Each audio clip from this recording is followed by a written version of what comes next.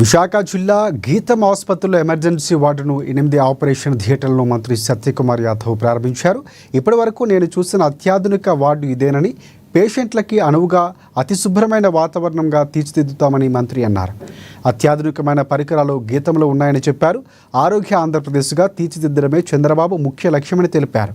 24-25 budget కన్నా 25-26 బడ్జెట్లో ఆరోగ్యానికి అధికంగా ఖర్చు చేయడానికి ప్రభుత్వం సిద్ధంగా ఉందని మంత్రి సత్యకుమార్ వెల్లడించారు.